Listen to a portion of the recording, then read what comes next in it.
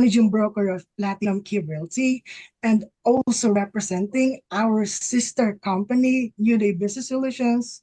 Let's all welcome and let's give her a virtual round of applause. Let's all welcome Nikki Sanji.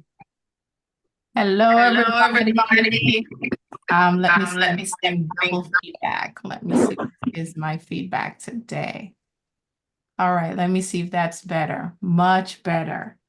Hello and welcome to today's event. In 2024, if you saw my videos online, I have been encouraging people to explore the possibility of purchasing multifamily properties.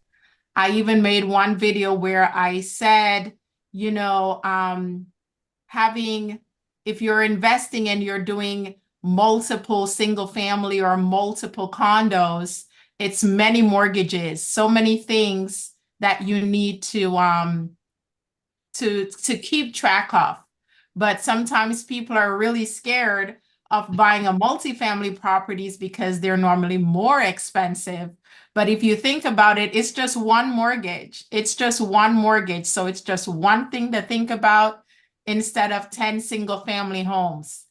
So today I pray that as we go through the material, I have my colleague here, Leonardo Noriega, and I've known this gentleman for, I'm thinking, Leo, maybe over 10 years plus.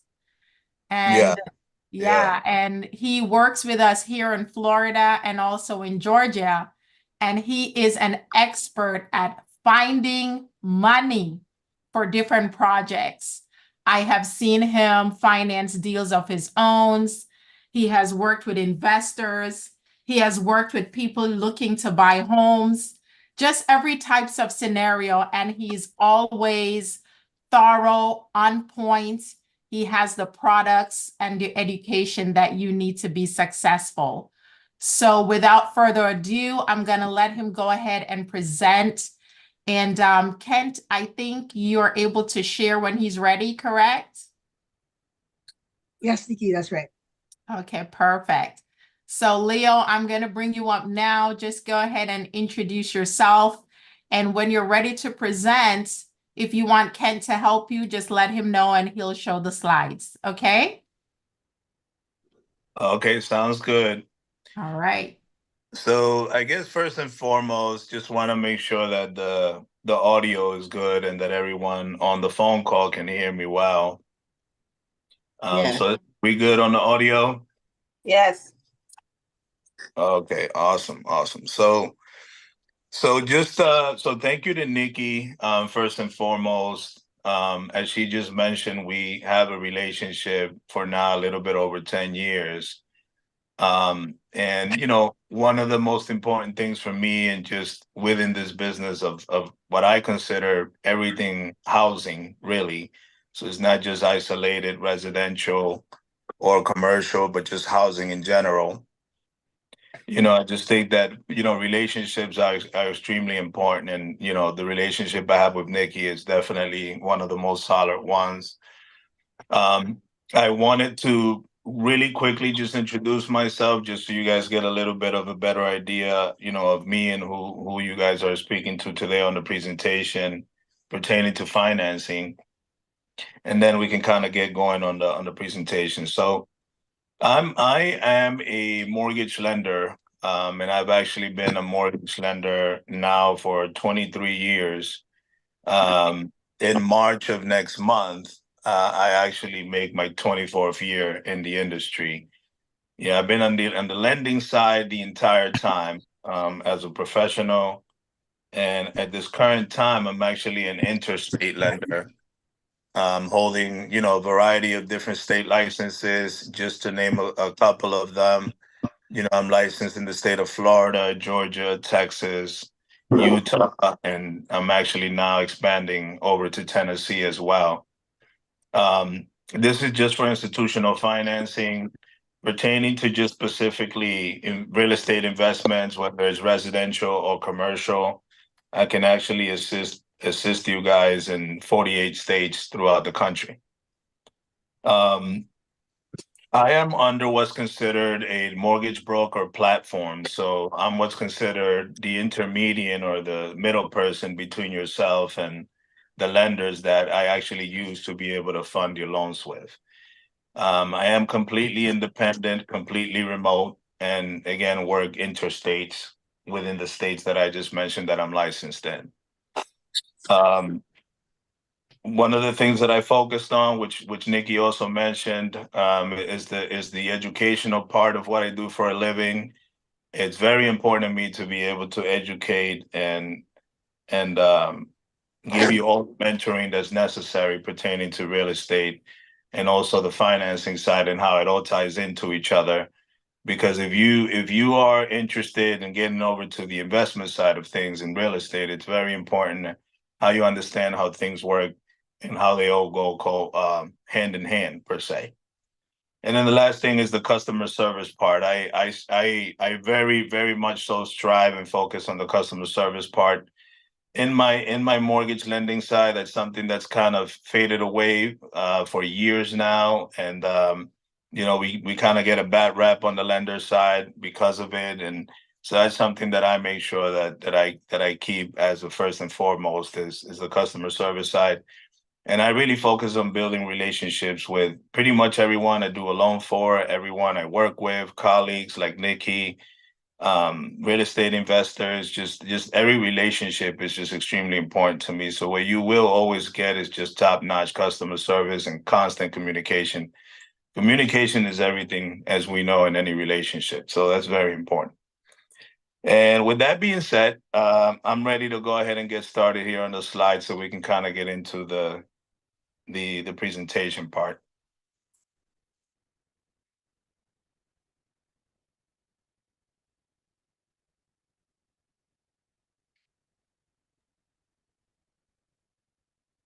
So it looks like we're loading the presentation here now.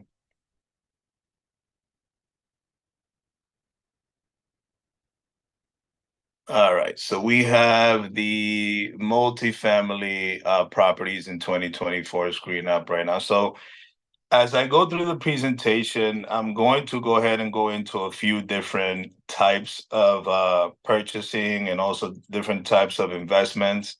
But we'll go ahead and get started pertaining to multifamily, because multifamily is actually now becoming it. I mean, it really just got a lot wider on the financing side, and it's now becoming a lot more attractive. And this is whether you are a first-time home buyer, by the way, which I'm gonna go into a little bit, but this is whether you are a first-time home buyer or what's considered a first-time investor. One of the more attractive products right now, which is a change that just happened guideline wise, both with Fannie Mae, Freddie Mac, and now over most recently under the HUD guidelines, which HUD is the institution that secures all financing that's considered FHA, which is a government insured loan. They have just recently went ahead and opened up the multifamily spectrum to actually be available to even first-time home buyers. So I want to talk a little bit first about what a multifamily property is, because it's very important that you understand what it is, how it works, and obviously how you can take advantage of it from a real estate investment standpoint. Okay. Multifamily is going to be any property that's going to be more than one unit in general. Okay, so any property that's considered multifamily is going to be, just to give some examples, is going to be, to start off with, a property like a duplex, which in Florida we see a lot of. These are, this is one unit, but two separate parcels, two separate properties in one. You have a triplex, which is three units. You have a quadruplex, which is 4 units. And then you actually have now what's called a quintuple, and that's basically 5 units in one. Okay.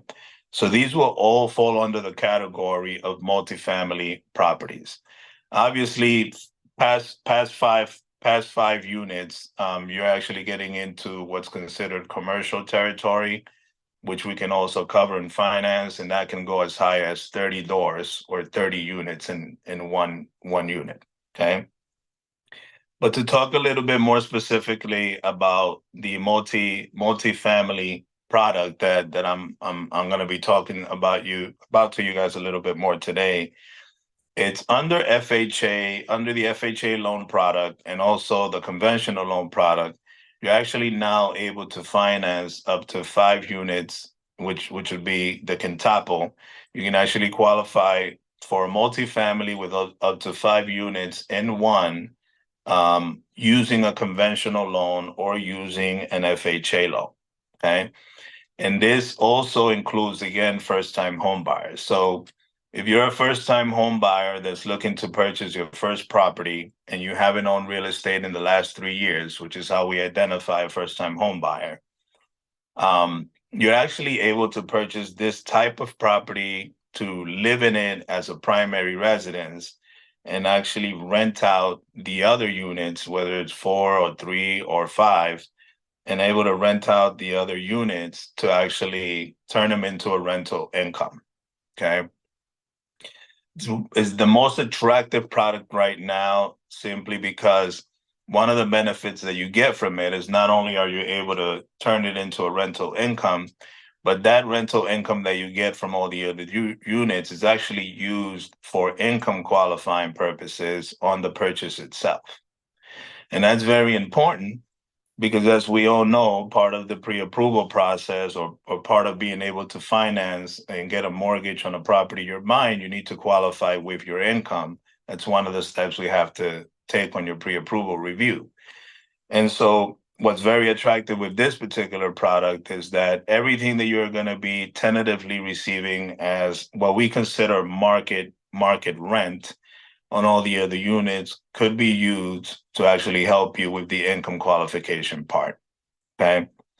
Really quick, as far as the loan is concerned, if it's an FHA loan, this is a 30-year loan with a fixed interest rate with no prepayment penalties, which means that if you sold the property at any point in time, or if you refinance the mortgage on this property at any point in time, you don't actually have to pay for any prepayment penalties.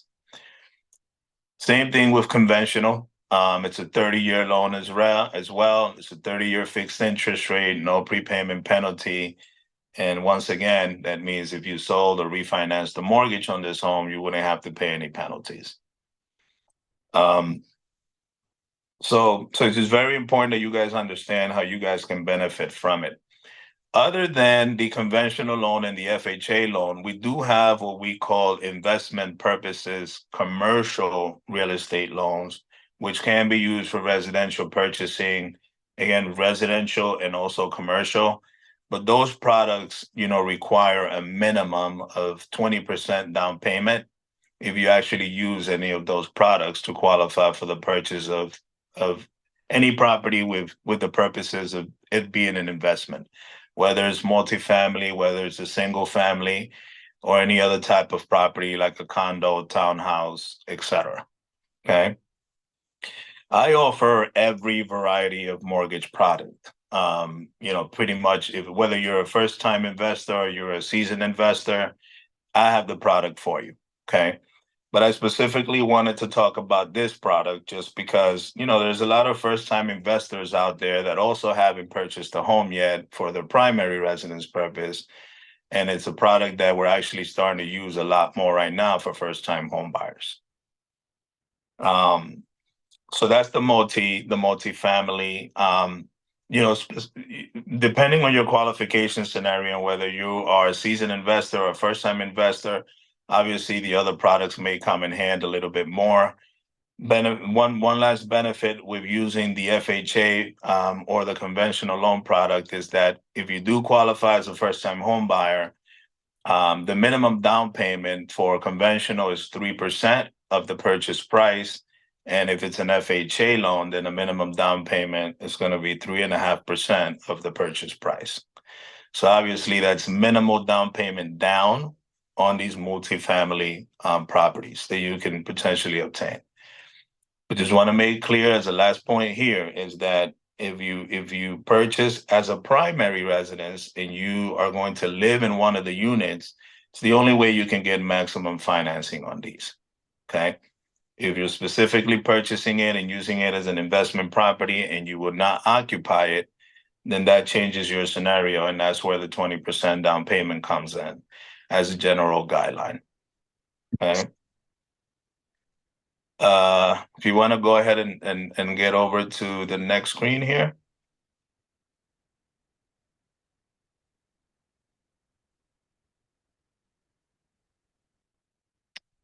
All right, so give me 1 second because I want to make sure that I can read that screen. My eyes are not good anymore. All right, so specialty products, DSCR, long-term and short-term financing product. All right, so this product right here, this product is a very exciting product. Very, very exciting. Every time I get to use this product, it's kind of like a celebration because there's so many things that you can take advantage of with this particular product. So DSCR, to begin with, stands for debt service real estate. Okay, debt service real estate.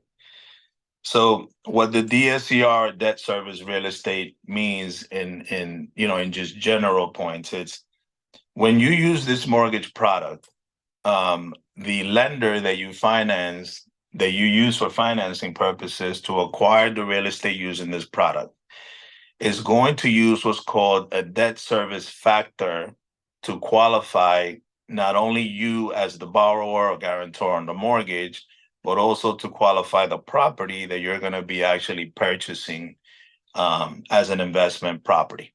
Okay. And the factor, I like to be very specific with this part because it's very important that you as the borrower understand how this product works before you start to actually use it or acquire on it. There's a lot of lenders out there and loan officers and loan originators that are just now starting to actually even understand the product themselves. I have actually been using this product now with my investor pool for about 2 years. So, I make it my business to get in front of these new products that come out in the industry and try to get in front of learning them as quickly as possible before the changes come in. Because with real estate, you basically go from one market to the next. And so understanding and educating yourself is very important before the market actually shifts, right? And so going back to the DSCR, so what the lender is going to do, and this is very important, what the lender is going to do is the lender is going to do what's called a rental market analysis, which is going to be part of the appraisal inspection that's going to happen in the processing of that mortgage on your behalf. And what that rental market analysis is going to disclose is going to disclose what the actual market rent is for that specific property that you're looking to purchase. And this is a very important point because even a lot of real estate agents that are also still learning this product don't seem to understand how this factor works. And so a lot of times when they're showing you properties, they think it's going to work, but once you get into processing and underwriting, things change a bit, right? So that factor, which by the way, has to be 1% or higher, is what you want to look for. It's a 1% or higher factor. And the way the factor is determined is the lender is going to use what the market rental analysis states on the appraisal is what that property can actually earn in monthly rental income. And they're going to compare that number to what your mortgage payment is going to be on the loan that you're doing on that piece of property. And it's a very simple math to do. It's very, very simple. You're going to take whatever that rental income market analysis is monthly, and you're going to divide it by whatever the mortgage payment is. Okay. The results on that math problem is going to give you a percentage point. And what you want to see is that percentage point to be 1 or higher. Okay. Reason you want it to be 1 or higher is because it automatically qualifies for what the lender and the underwriter will consider is a positive debt service factor ratio. Okay. Meaning that if you as a borrower is purchasing that piece of property and you're going to be renting it to turn it into a rental income, that out of the rental income, that 1% is going to cover that mortgage payment and obviously earn you a monthly income in the long term. And so that's a very, very important piece of qualification. Now, pertaining to the factor, what I will say is this, is that if there is a factor that is under 1%, you can still get the loan. It won't actually change whether you will get the loan or not.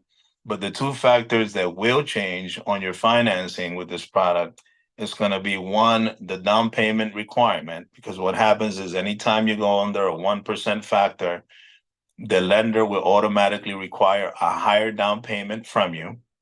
And then the second thing that happens is that the interest rate also gets a hit as well. So your interest rate will more than likely also go up from where you originally started at a 1% factor. Okay. The other thing I want to mention about the factor is that there are properties out there that are such a good investment, right? Low price, high market rent, very, very low price, no need for renovations or anything. If that factor gets under what's considered a 0.65% factor, then it automatically becomes what's called a no ratio DSCR loan. What that means is that the property is no longer qualifying with the debt service ratio. You can still get the loan, you can still get the financing done, but it will require at least a 30% down payment to be able to do a no ratio loan. Okay. So what happens again is your down payment increases, your interest rate increases as well. Okay. With this DSCR loan, qualification criteria that I want to mention that's very important outside of the factor part is very attractive because you do not have to qualify with income to qualify for this mortgage product. Again, it's only based on the DSCR factor on the property. So you don't actually have to qualify with income to qualify for this particular mortgage because they're determining the factor to be able to make sure that the mortgage payment is paid out of that factor and that monthly rent. Second criteria point is credit score. It's very important. So in order to qualify for a DSCR loan, you have to have a minimum of a 660 credit score or higher. I will say that that's as of now because the commercial side of lending is starting to tighten up a little bit. And so we have a few lenders that are actually starting to increase that minimum qualification credit score. So I like to say right now to be, on the forefront of this change is a 680 credit score or higher in order for you to qualify for this DSCR loan.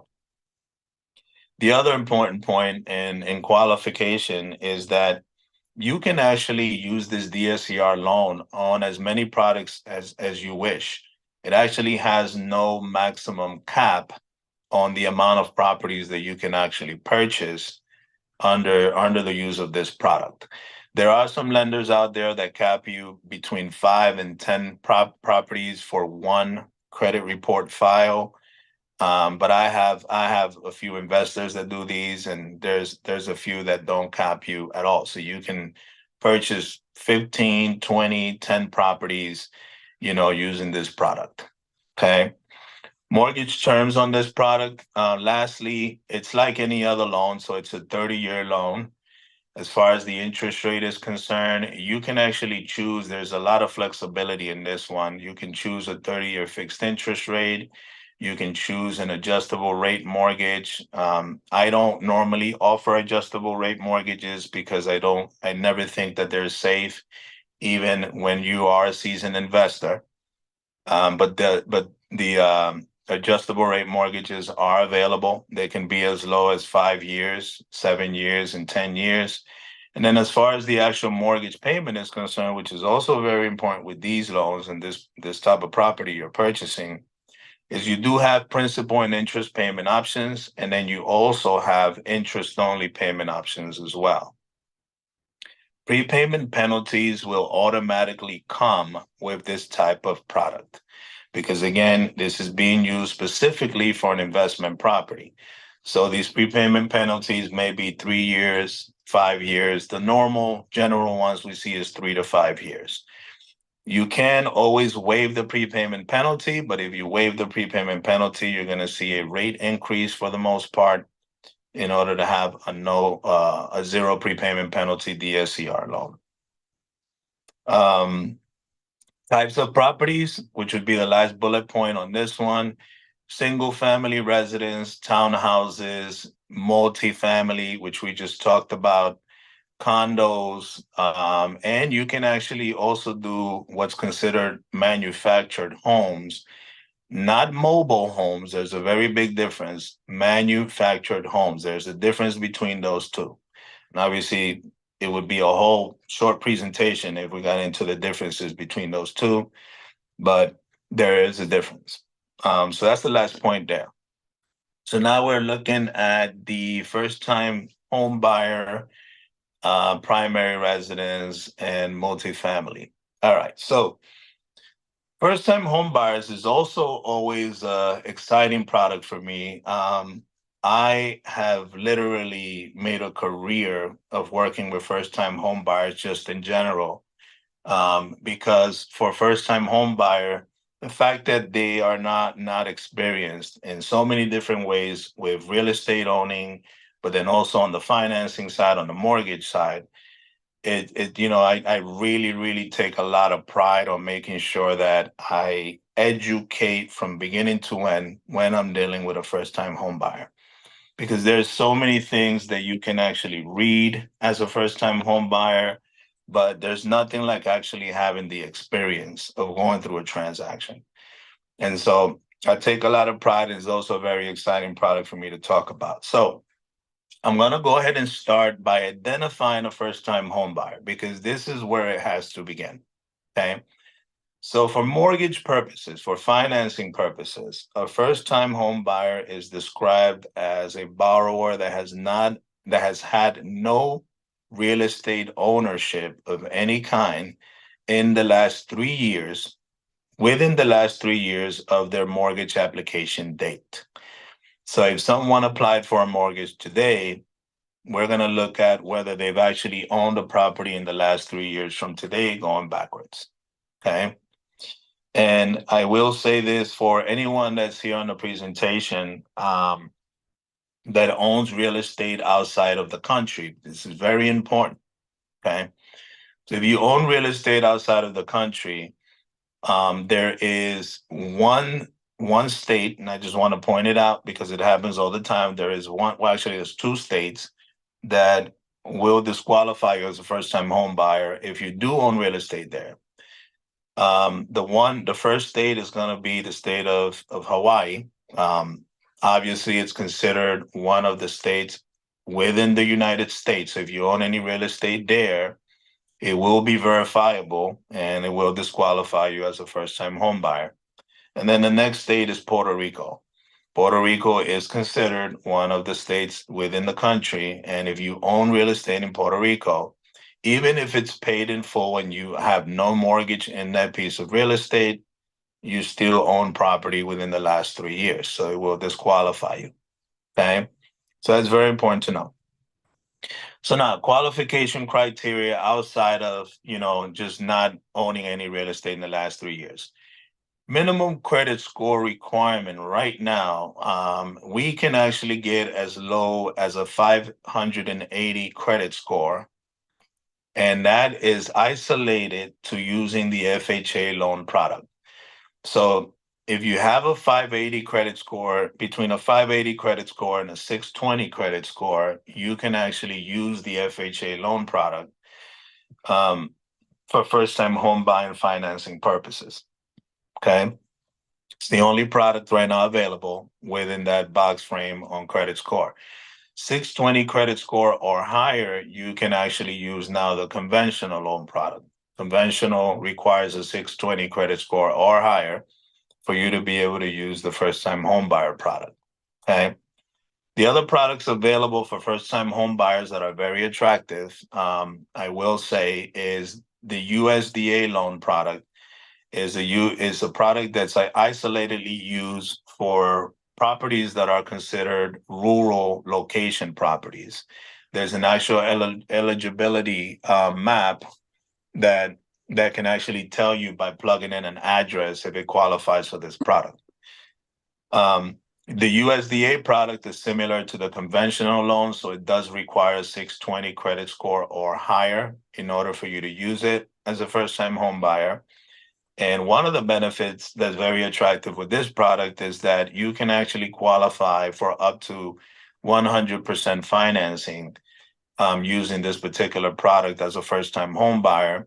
So you will not be required to have a down payment. You will only be required to pay closing costs on this product, okay? The other product is the veterans product, which is the VA loan. If you are a veteran, an existing active veteran or a retired veteran, you do have the veteran product available to you as a first-time home buyer. If you haven't used it before, you can actually qualify also for up to 100% financing on this product, which also saves you the down payment requirement. You would only be responsible for closing costs there. And then one specialty product I want to talk about for first-time home buyers, and this would be in conjunction to using the FHA loan, because up until right now, you could only qualify for this by using the FHA loan product, which is the government insured product. And that is basically when we go into the subject of down payment assistance. Okay, so I want to first describe the types of down payment assistance available to anyone in the States. Okay, so you have three general ones, which most people know of. One, county; second, city; and the last one is state. So a lot of these down payment assistance programs will be actually funded by the county, the city, or the state that you're purchasing the property in, okay? Now, those are the general down payment assistance products that most people know about. Those require for you to go through first-time home buyers counseling, get certified for you to be able to actually qualify for these products, okay? The counties and the cities offer these counseling classes. You can either take them, personally or even online nowadays, but that is a requirement using those types of down payment assistance products. Now, outside of that, you have what's called either lender grant products, or you have down payment assistance lender products, okay? So these would be products that would actually come from the lender that you're going to be doing the mortgage with, okay? I want to go ahead and describe one specific product that I'm actually using a lot right now for first-time home buyers. And it's really the main product I'm using right now, and I'll explain why in a moment. And this particular product, it's called a Chenoa Fund product, okay? First and foremost, not every lender offers this product. There's very few lenders out there that offer it, but it is a lender assistance product. And so what's attractive and beneficial about this product, which differentiates this product from the down payment assistance products that would come from the county, the city, or the state that we just talked about, is that this particular product does not have any income bracket restrictions. The assistance products that you would get from the county, the city, or the state have income bracket minimums and maximums in order for you to qualify. Okay, so this is where it becomes a little different. This particular product doesn't have any income restrictions or minimums or maximums. So what it does, especially for someone purchasing a home today that needs to have that assistance because they don't have the down payment on the mortgage for that piece of property they're purchasing, is it'll allow them to qualify without an issue, income wise, for that particular purchase price that they're trying to acquire this property on.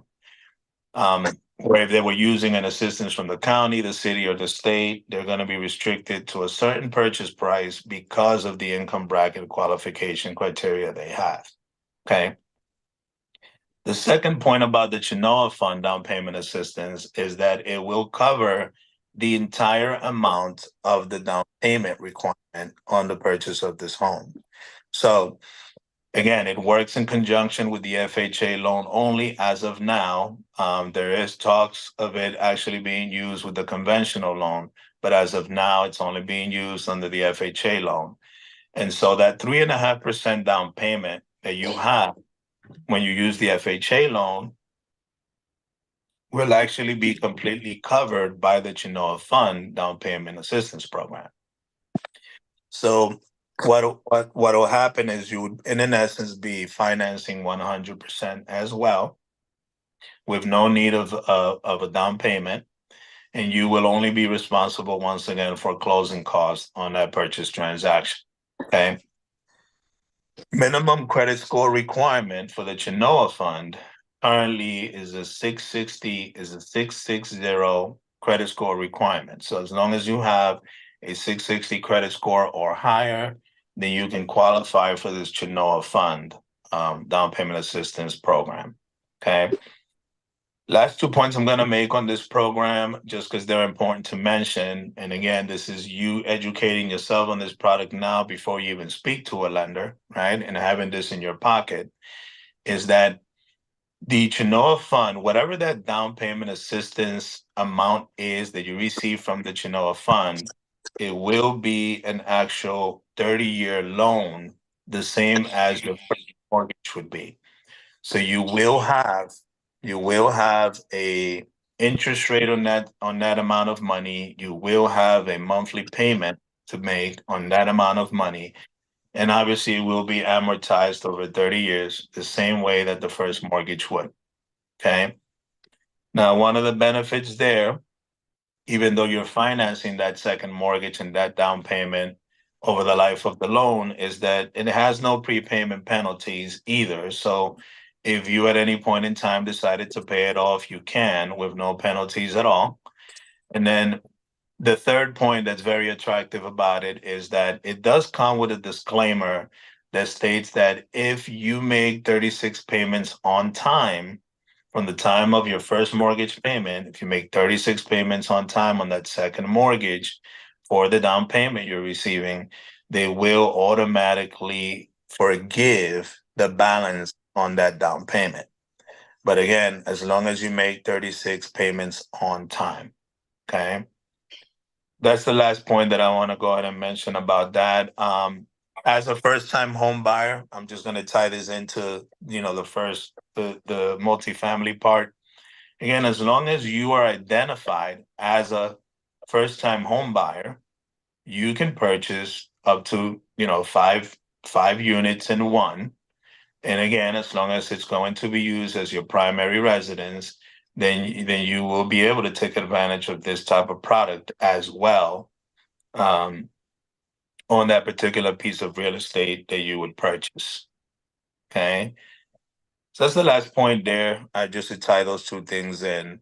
The last thing on the first time home buyers is we also do have a few lenders that offer what's called eligibility grants. And these are they're actual grants. So there's no mortgage terms attached to this money. Excuse me. There's no mortgage terms attached to these funds that you receive. They're actually gifted to you from the lender. And these grants can range anywhere between $5,000 and $10,000 that could be used towards down payment and closing costs combined. There is an eligibility process that has to happen for you to receive this grant. And I will say this so that you know this upfront for this grant when you're talking to lenders, is that your current home address where you're currently renting is what's going to be the determining factor whether you qualify or are eligible for any of the grants. There's a system in place that we on the lender side have to run and verify in order to determine whether you qualify for these grants. This is something that should be done up front for you at the time of the home loan pre-approval process, just so you guys know. Okay. And I think that's it for the first time home buyer. So we can go to the next screen.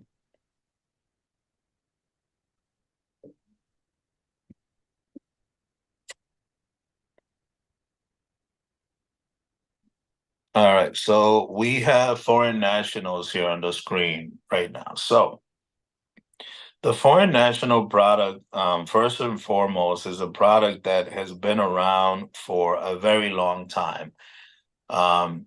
There's also a lot of lenders that are not too familiar with this product. There's a lot of real estate agents that are not too familiar with this product because just not so many of them educate themselves on it. But it's also a very attractive product to have available, especially if you are considered a foreign investor, because it's really targeting a foreign investor. Okay. And so what a foreign investor means, I'm going to describe that first. I like to start, first things first.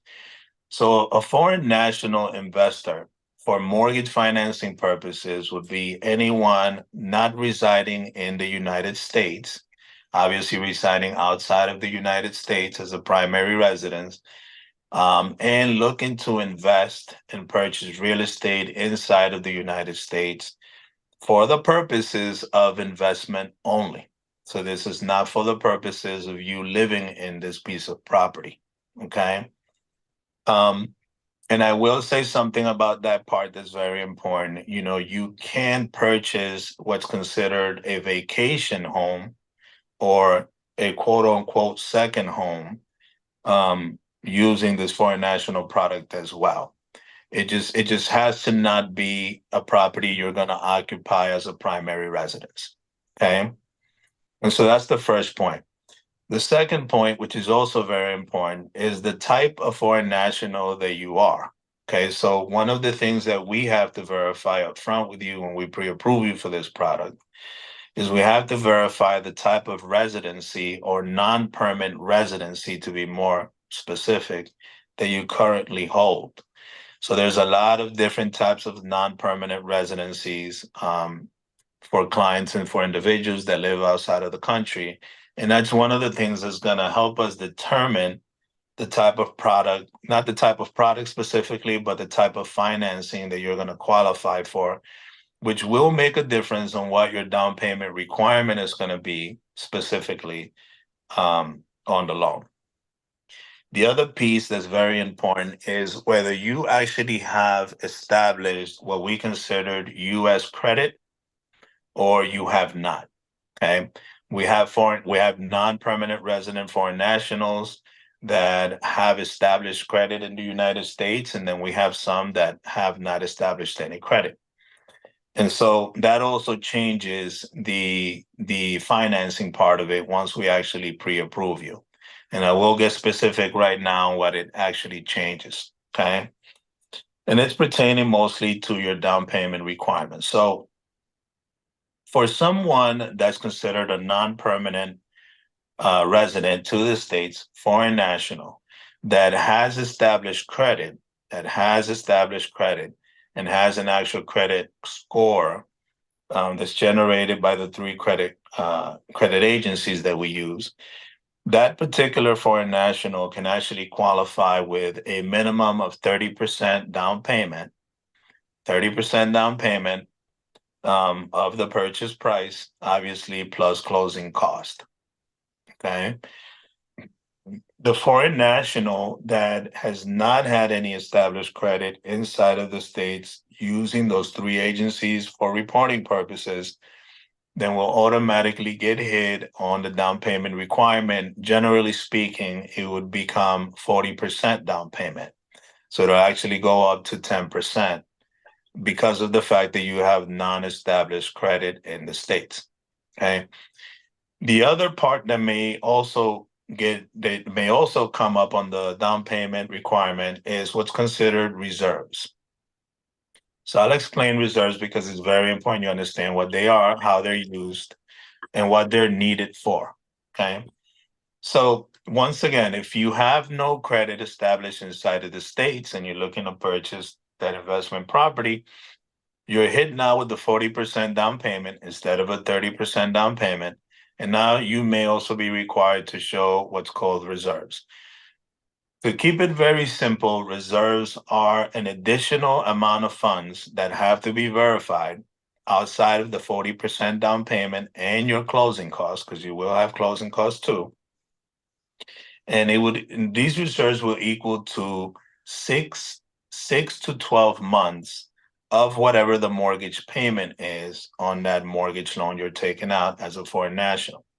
So to be specific, as a quick example, if your mortgage payment is $1,000 a month on that loan and you're required to show 6 months reserves, then obviously that would be $6 additional $1,000 that you would have to verify on top of your 40% down payment and your closing cost.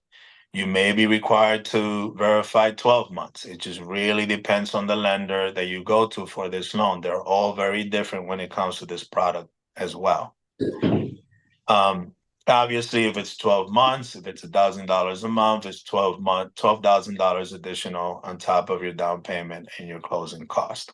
Okay. Now, what's a reserve? A reserve is basically the lender confirming that, making sure that in the event that anything was to change, where you weren't able to make mortgage payments on this property anymore, you lost your tenant if you were renting it out, whatever the event may be that would prevent you from making a mortgage payment, they want to make sure that you have additional funds to cover for those mortgage payments should that event happen after closing. Okay. Reserves are verified funds only. Okay, so you're not going to actually use those funds at all. The lender just wants to be able to verify that you have them. Okay. And the way the reserves are verified, not just the reserves, but the way your down payment, your closing costs, and your reserves are verified is in the form of the last 2 months bank statements for wherever the money is coming from that you're going to be using for closing. So the last 2 months from the date of the application. If you did an application today, right now it would be the month of February if it's available, in the month of January. Okay. Last thing I will say about the verification of the funds is also very important for foreign nationals. Is a lot of foreign nationals also do not have a United States insured bank account, right? So it's very simple to be able to verify the funds, is in the point that you guys understand it. So you are able to move, well, the only way you could verify funds is to have to be able to move money from an international bank account. So, let's say you're in South America as a foreign national, you will have to be able to move that money into a US bank account, which you will have to establish, right, in order to be able to verify these funds. So it's easy as long as you are obviously able to open up that US bank account. And I will always encourage that you do that. If you know you're going to be purchasing a property and you are a foreign national, I would encourage that you open up that US bank account and have it in place so that when the time comes for you to verify the funds, that you are able to just move your money from the international account into the US account. I will point out, I guess one bank two banks that I found in my experience are very easy to deal with for foreign national accounts and to be able to open them fairly easily. One being Bank of America. Obviously, we all know Bank of America. Bank of America is huge with this. And then the other bank account that I've seen, and this is probably more specific to Florida, but the other bank account would be Fifth Third Bank. It's a pretty good bank for you to open up these types of accounts with. As far as mortgage terms is concerned, which is the last point I'll mention with the foreign national, is if you do have that credit score established, if you do have it, it does better your interest rate terms a lot than if you didn't have one. If you had a credit score, the minimum credit score, generally speaking, for a foreign national is 660 or higher. if you have a credit score. If you don't have a credit score required, I'm sorry. Again, you can still get financing, but the interest rate will be a little different, a little higher for the most part if you don't have a credit score. Okay.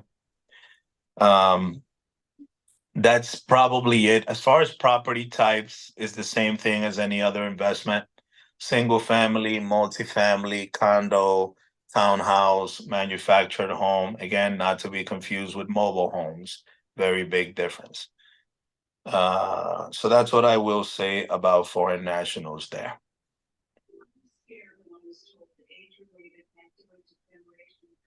Well, as the last point, there are restrictions on a few countries that you are not able to qualify for as a foreign national from. But that does vary according to the lender that you go to for this loan. So I'm not going to get specific on that because it varies according to the lender that you're going to go to for this loan as well. I think that's it for foreign national.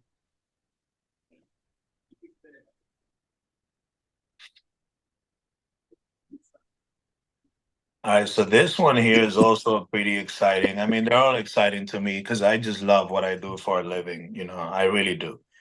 And I have a passion for it. And so this one right here is very, very, very attractive. Okay. So I'll start off by saying that a lot of homeowners that currently own a primary residence don't know that there's the most easiest way of owning their first investment property. Although you currently own a primary residence. And this is actually real estate investment 101. When I'm mentoring people on the real estate side, this is 101 right here. Okay. And this is how you know, in my opinion, this is how you actually create, because it's a very important word. This is how you create self-wealth.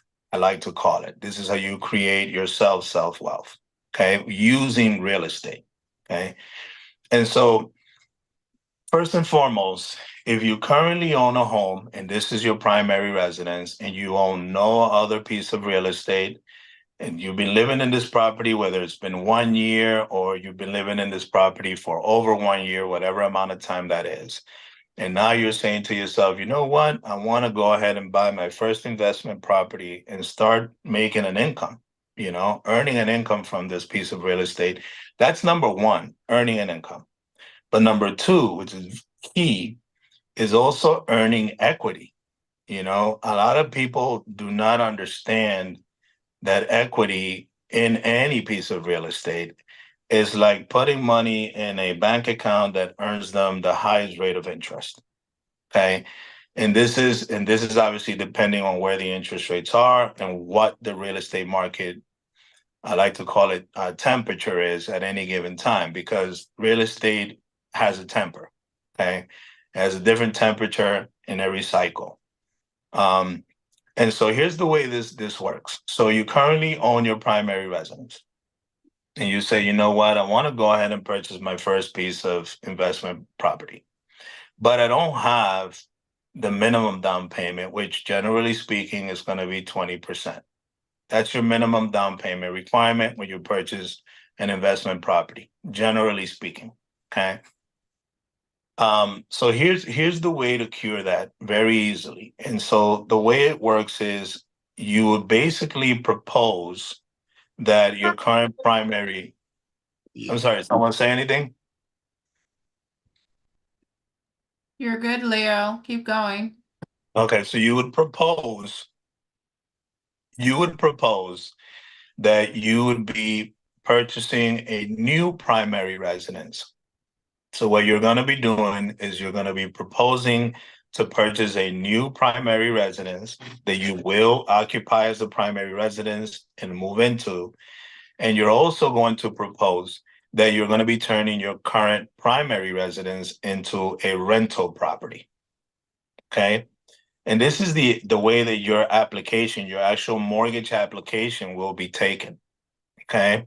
And so what you're saying is, I want to go ahead and turn my current primary residence into my first investment property. And I want to go ahead and purchase a new primary residence, which I am going to be moving into and using and occupying as my new primary residence. Okay. This is the way you go from owning your first property into also owning your first investment property simultaneously, for lack of a better word. Okay. And where it benefits on the financing side, and this is for qualification purposes as well, is that this is a very important word, the proposed rental income that your current primary residence will be earning. And this is also according to the market. It goes back to what I mentioned on the DSCR loan. There's a rental market schedule that has to be verified. Okay. Which most real estate agents that are experienced can help you with, by the way. I know Nikki can, because she's one of those. It will tell you what that property would rent for your current primary residence. And so whatever that number is as a monthly rental income will actually be used to qualify you for the new purchase of the new primary residence you're going to be purchasing and moving into. So that proposed rental income will be used as part of your income in order to qualify you for this new purchase as well. Okay. The most general product to use for this type of transaction, which is the product I use on all of them when I do them, is the conventional loan. Because the conventional loan criteria for guidelines and underwriting purposes will allow you to make this change. It's tougher to do it with the FHA loan because HUD requirements are a little bit different. Okay. So I will point that out, which is very important. So when you're speaking to a loan officer, that's something you got to keep in the back of your mind. As far as the actual qualification part on the loan goes, you're going to be pretty much going through the same process that you would go through to qualify for a primary residence purchase. It's the same exact process. So 660 credit score or higher, you will have to, qualify with income for this because this is a conventional loan for a primary residence.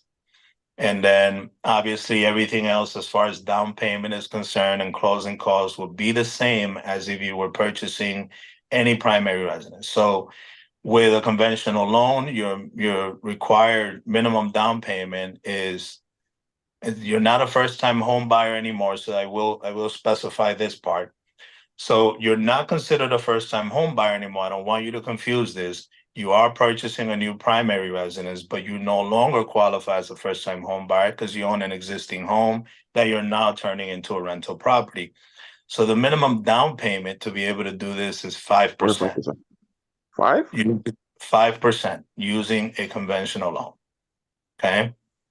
So, and the reason the down payment goes from 3% to 5%, just to be clear, is because you no longer qualify as a first-time home buyer. Okay. So it's a 5% down payment minimum plus closing cost. Okay. I have done, this past year, I've done a few of these. And they're very, I don't like to use the word easy, but, they're very simple to do. Because again, you're really just qualifying for a primary residence purchase and you're adding the proposed rental income from your current property to assist you with the income qualification for this one. Okay. You also do, again, have to work with, a lender that understands the guidelines, a lender that has the experience to put it together.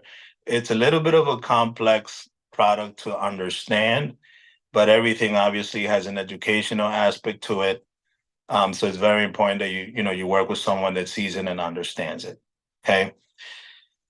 The reason in the beginning I stated that this is the easiest way, and for me, 101 in creating self-wealth using real estate is because, the general guideline for being able to turn a property into a rental income at any point in time, this is the key. Okay. The general guideline is 12 months primary residence ownership. Okay. So as long as you purchase a piece of real estate as a primary residence and occupy it for 12 months, you can always turn that property into a rental after 12 months. Okay. It all has to make sense, of course, because everything has to come together with the market rent and so on and so forth. But this is part of the pre-approval process. Okay, so this is something that your loan officer or your lender is going to do upfront to make sure that you're going to qualify for that new piece of real estate that you want to move into. Okay. And so this is how you create, going from your first investment property to your second, to your third, and so on and so forth. If you decide that this is something you want to do long term, and obviously acquire properties as investments per se, or turn them into investments in this case. The last piece of information I want to roll into this one is also this one, because I've done this for a few of the first time investors that I've assisted with this particular structure, right, that we're talking about. So for the most part, equity growth in real estate, equity growth is very important. Equity growth in real estate happens in spurs of 5 to 12 years. That is the actual trend in equity growth in a piece of real estate. Because again, market changes, generally speaking, every 7 to 10 years. There's a market shift of some sort. And so the reason I like to explain this is because there are some clients that come to me and say, hey, Leo, I want to go ahead and use this to turn, my property into my first investment, buy my new primary, move into there. But I would also like to put some money down, right? More money than 5%. I would also like to put more money down into my primary residence I'm going to be purchasing. So this is where other alternatives can happen using the equity of the existing home. Okay, so, a key product for this is a home equity line of credit. So, I offer every type of mortgage product, home equity lines of credit being one of them. And so one of the things that you can do, which is what I normally recommend you do, is you do a home equity line of a home equity line on your current primary residence to be able to obtain that additional down payment that you're going to be moving into your new primary residence purchase, right? And so these things could be done simultaneously, obviously, as long as you have equity in the existing home. Now, what you do want to be careful of with that scenario is you want to make sure that your rental income, right, that you're going to receive on that property will cover both your existing first mortgage payment and whatever that home equity line of credit payment is going to be. Right now, we are still in what we consider, and Nikki, maybe you can attest to this on the real estate side, but we are still in what's considered an appreciating home equity market. So we're still, meaning that we're still going up in equity because prices are still high. It's fortunate on one way, but on the other side, it's not. But we're still in an appreciation market. And so this is something that's very attractive for a lot of people looking to do this, the same exact thing that we're discussing. So that's the last point I wanted to put there. As far as qualification, again, it's just like purchasing a primary. So 660 credit score or higher, you have to qualify with the income. It's a regular conventional loan. Okay. That's the last thing I want to say on that one. If we have another slide.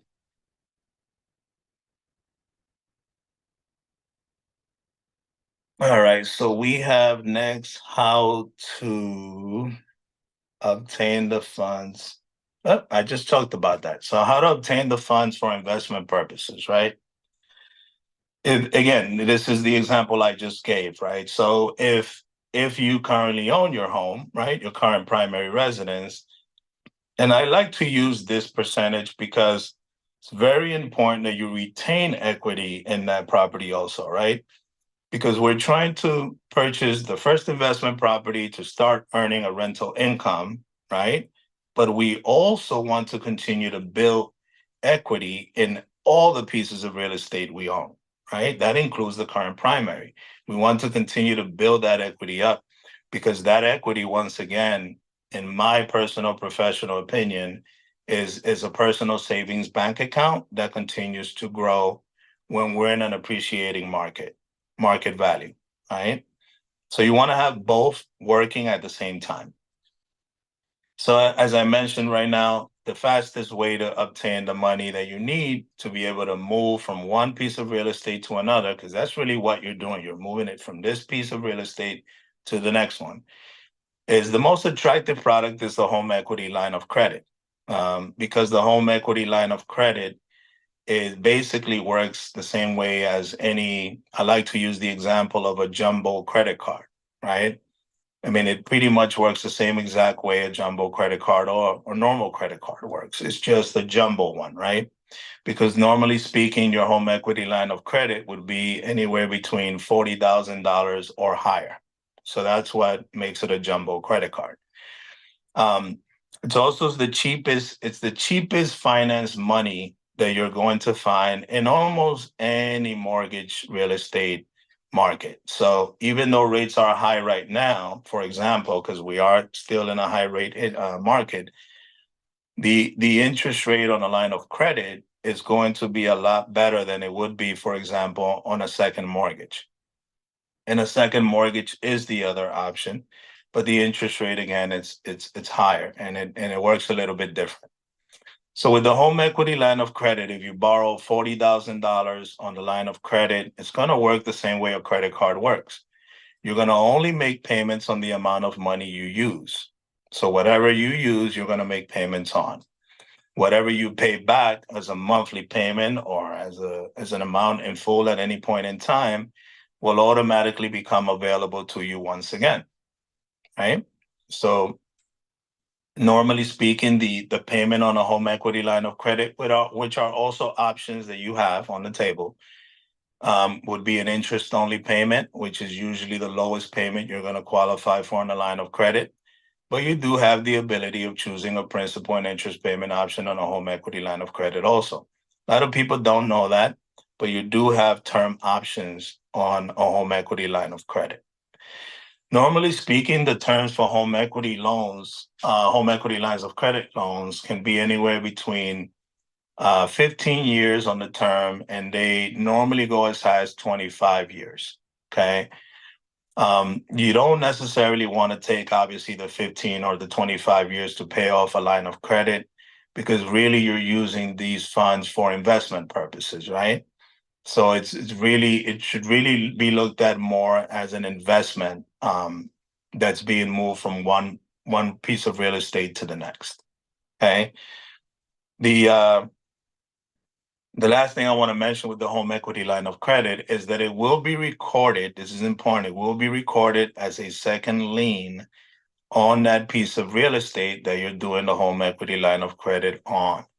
So you will have your existing first mortgage, right, that you're making payments to. And now by adding the home equity line of credit, you'll now have a second mortgage that will be recorded as a lien as well on that piece of real estate until you pay it in full.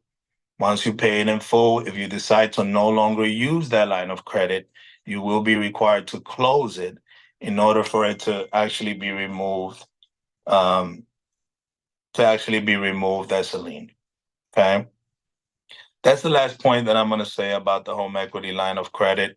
The other option would be a second mortgage, but the second mortgage is more like a personal loan because it has an installment payment on it. So it doesn't give you as much flexibility as the home equity line of credit. And I'm going to end that part there. Do we have anything else? Leo, that's the end of the slide. Was that? That's the end of the slide.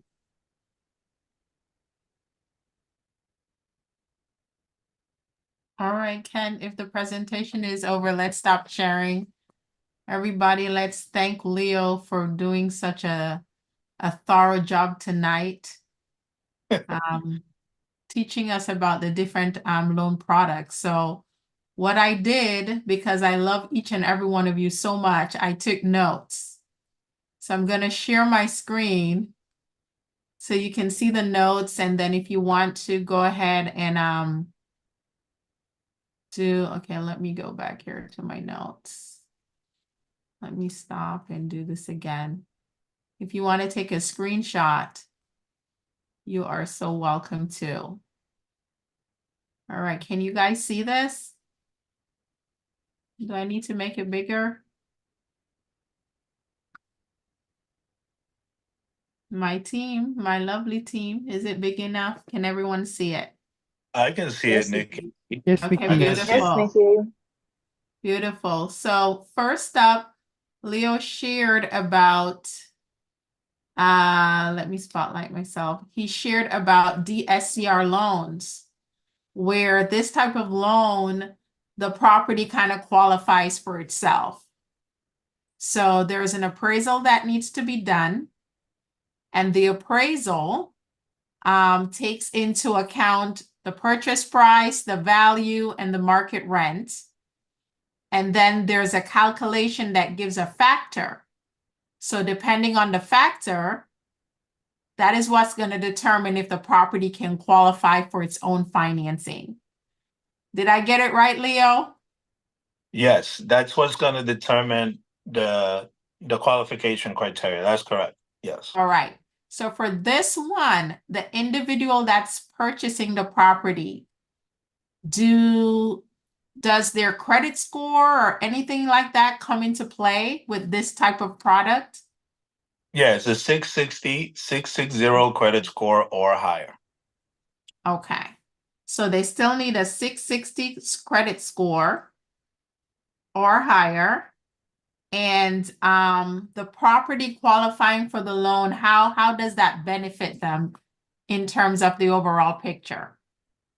So, obviously this product is just geared for long-term and short-term rental purposes. So everyone knows Airbnb, right? So, this is the product that you would use to purchase a piece of property to turn it into long-term rental or short-term rental.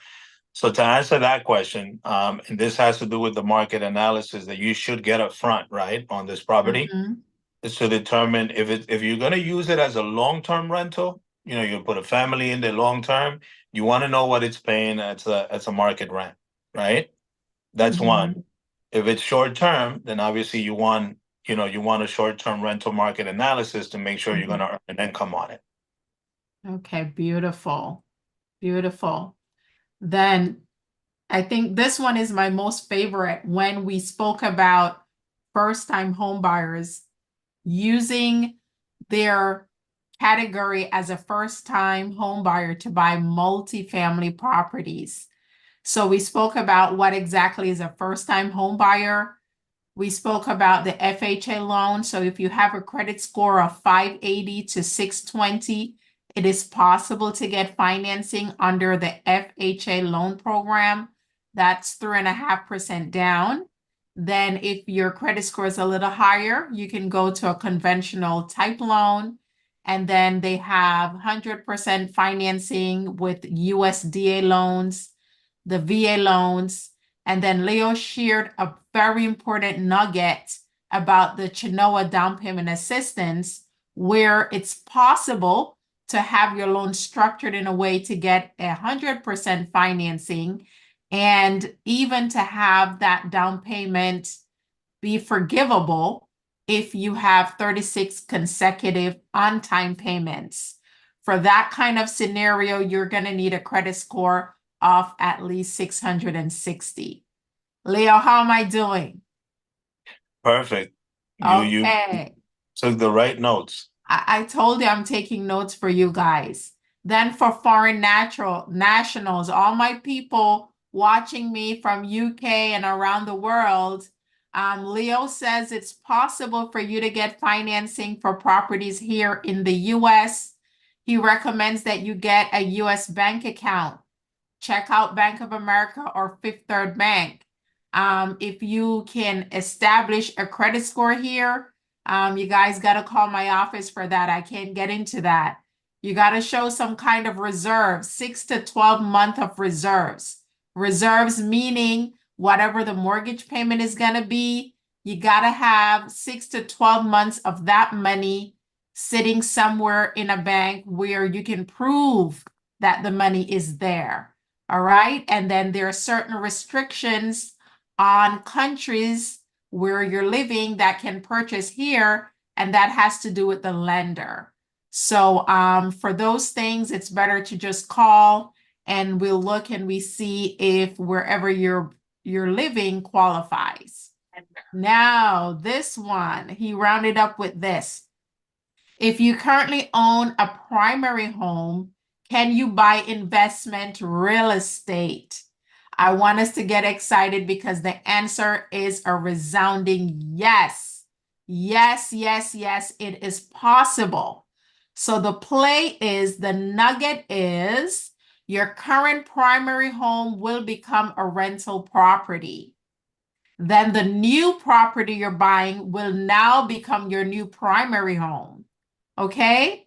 Then it has to be structured nicely. You have to be able to know what is the market rent for that current primary home. And once you have that information and get it together, that income can help you to qualify for your new primary. Wow, isn't that awesome? You have to have a credit score of 660 or higher. Minimum down payment should be somewhere around 5%. And you should own that current primary home for at least 12 months. For at least 12 months. I know many people are watching me and I've gotten this question. I have a primary home. I want to own investment property. How should I do it? So that's the play. Then he went deeper to talk about if you have equity in the home that you currently own as your primary, and you want to use that equity to buy the new property, what you do. He recommends that you get a HELOC, a home equity line of credit, to be able to pull that cash out to buy your new primary. All right, so that's the notes that I took for you. If you want a copy of it, I want you to go ahead and contact Kent. And Kent, what's your phone number? Yeah, so hello everyone, my name is Ken, so I work with Nikki. So if you ever have any inquiries or questions, my phone number is 321-329-8720. Again, that's 321-329-8720. All right, it's 321-329-8720. So that's Ken in the sales office. He'll be able to, you can either call him or text him. He'll be able to give you copies of my notes. If you want a copy of tonight's event, it's on social media, but if you just want a link, you can also call Kent and he'll be able to share that with you. Now, guys, these events we bring to you every single month where we try to give you some education, whether it's on business, financing, buying your first home, new construction. We cover a lot of topics, but I believe in 2024, a great way to create wealth, significant wealth, is investing in multifamily properties. We have been buying single family homes. We've been buying condos and townhomes. That's nice. And if you're at that level, keep going. But if you want to go to the next level, I want you to open your mind and consider multifamily investing. All right, guys, that's it for us tonight. I want to thank you for signing on and watching. Elsie, mommy, love you. You hang out with us. I love you, sweetheart. And I'll see you guys next month. Bless you. Thank you, Excuse me, everybody. Nikki. Thank All you. right. Bye, everybody. Thank you. Blessings. You're so welcome. Have a good night, Chief. Good night, everybody. Good night. Good night, Patrick.